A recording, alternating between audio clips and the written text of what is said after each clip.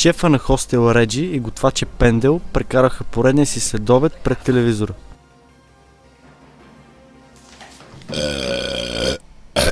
Кюфтета по-чайпански с сладко-кисел чеснов сос и може би 2 бирички. Пендел, всеки път познаваш ме. Пендел, забравих ти кажа, ще идва някакъв художник, обаче трябва да му сготвиш ориз, иначе няма да отседне. Не може ли кускус? Ориз. В този момент влезе вечният обитател на хостела Джеймс. Какво става, Джеймс? Защо си посърнал? Аз ще напускам работа. Термометрите растат, а заплатите не. Не знам, майна, какво става, обаче съм махам. Защото то не може така, разбираш. Какво да правиш, майна? Аз си знаех, че трябваше да стана певец, ама то кой да ме слуша? Какво работеше тоя? Май беше... Те в***те. А Пендел се изправи срещу страха си от ориз. Реджи скучаеше, чакайки припадналия Огъстъс, когато го навести приятеля му, Лесли. Реджи, за до вечера ще има ли една стаечка да върши една деликатна работа?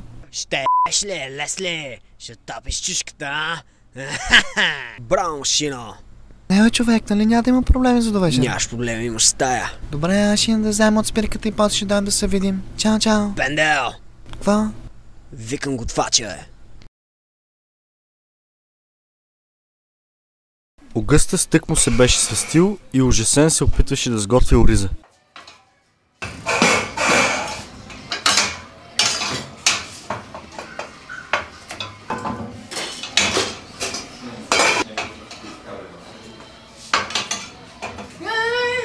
Какво правиш, бе? Готва? Какво готвиш? Ориз? За кой? За художника. Я видя.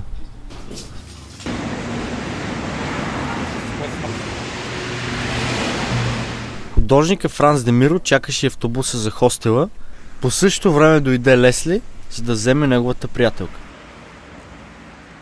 А Джеймс демонстрираше таланта си. If I should stay, I would only be your way, and we always love you.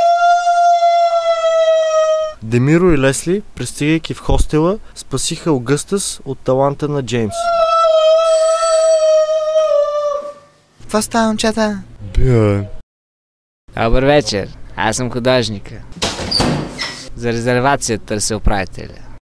Шефът е много заед, няма да може да дойде.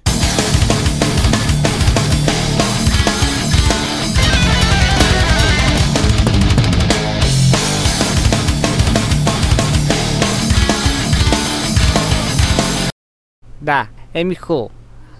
Аз съм Франц Демиро, художник. Аз съм Джеймс и работя. Огъстъс Пендел, готвача на хостела.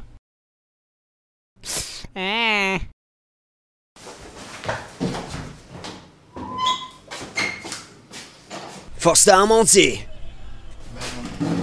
Хапваме на художника яденето. Какъв е този художник?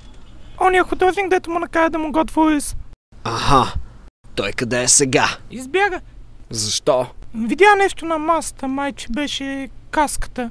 Тези художници са бахти с духарите. Къде го настанихте? Само да не е в на Лесли стаята. Той ще дупчи тази вечер. Не, на мен няма да ми трябва стая. Копеле, какво стана? Какво стана? Те моите вещи бяха по-хубави от нейните, бе.